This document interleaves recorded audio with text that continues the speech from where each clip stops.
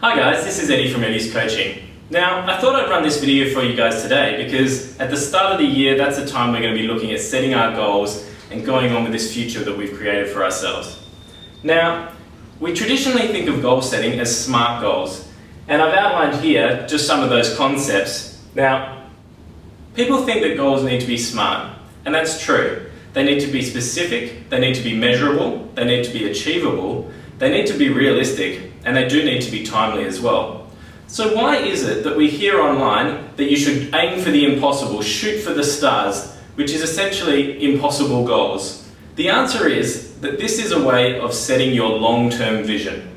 So I thought this would be a perfect time to outline the difference between long-term vision goals and short-term realistic goals. So let's go through the goal matrix.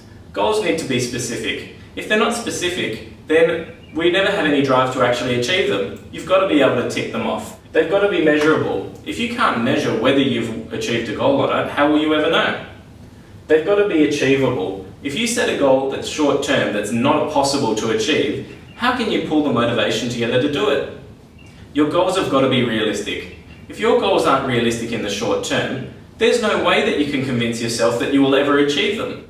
Achieving small tasks allows us to feel the belief that we can get into a pattern of achievement. Your goals have to be timely. If your goals don't have a time frame for completion, then you'll put it off to the next day and the next day, and that's just the beginning of procrastination. So what I've created here, guys, is an acronym so that you can understand how to achieve your long-term goals. Let's take a look. Now, when you're setting your long-term visionary goals, they need to be meaningful, they need to be other people-centered or value-creating, they need to be visualizable so you can see yourself doing them in the future. They need to be exciting so you can get passionate and get behind that goal, and so that it won't die as a passion in your life.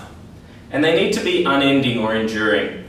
And what I mean by that is, if your goal is an unending, enduring goal, even if you do a small portion of it today and die, then you've still achieved something. So doing lots of small portions along the way is going to help you reach your long-term goal. One example of this is people that work for organizations that are trying to create freedom. So if you think Mandela or Gandhi, these guys had a long-term vision of, in Gandhi's case, getting rid of British occupation in India, or in Mandela's case, finishing apartheid. But every little step that they took along the way, working towards that goal, was small incremental achievements, and that would keep them going for year on year on year. Now, if your goal is unending, once you die and you've contributed to it, that goal is not going away. That impact that you've had has an enduring and everlasting appeal to it, so that's why I've added unending here. Now, I've also made a pyramid here, which shows that your goals have to work one on top of the other. When you're working with your short-term goals, which should be daily, weekly, yearly, or whoops, missed one in there, monthly, these will all add up over time to reach your impossible or lofty, stretched vision, okay? So at the top we've got our vision. Your daily goals will be here, and as you tick off these daily goals, you will build momentum and you will feel self-efficacy. Then as you top off your weekly goals, even more of that. So you're starting to build a pattern of success. They turn into monthly goals, yearly goals, and over a lifetime, if you're lucky, you will achieve your vision. In this case of Mandela, they ended apartheid. In the case of Gandhi, he got the people to rise up, and he did that through a variety of ways to get rid of the British occupation in India. So as you can see, these small things that we do incrementally will all lead up to your final vision. So the difference between the two is in the achievable and realistic. Often we hear people say, why would you be realistic? In fact, I was watching a video the other day with Will Smith, and he says, why would you be realistic? That is just not the thing you want to do at all. You want to reach for the stars, set something so distant and so stretchable that, it's greatness, and everybody can achieve that greatness, and that's true. But also, you need to have these building blocks. And if you listen to Will Smith as well, he talks about how when he was a child, his father helped him build a wall by saying that every brick that you put in place would just have to be placed as the perfect brick. And over time you will build these up and eventually you'll have the wall. So you could visualize the wall at the end of the game, but at the start it was about placing each brick perfectly. So when you're setting your goals this year, make sure you're breaking them down into small steps, because it's achieving these small steps that's going to give you a whole experience of achievement. Your long-term goals have to be meaningful.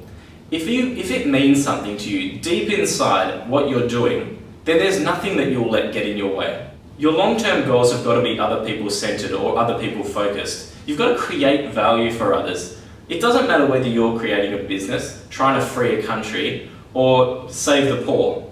Any long-term goal has to be based on other people. Because when we die and we look back at what we've done in this world, our self-efficacy is based upon helping others. You've got to be able to visualize your goal. You've got to be able to see it in the future, and that will keep you focused on moving forward. Without visualizing the future, we can only think about the past or present. And when stuck in the past and present, there's no way we can move forward to the future. It's got to be exciting. You've got to love what you do. If you don't love what you do and love the vision that you have for the future, then how can you get yourself to drive through, to push through when everybody else would falter or fail?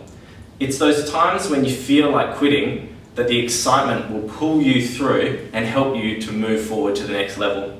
So remember, when you're setting your goals for this year, do make them smart. But if you're setting up your vision for the future, your long-term vision that's going to drive you year after year, make sure that they're meaningful, make sure it's other people centered, that it's visualizable, that it's exciting, and that it never ends. Thanks for listening. Don't forget to like and subscribe, and I'd love to hear your comments or even a list of your goals in the comments below.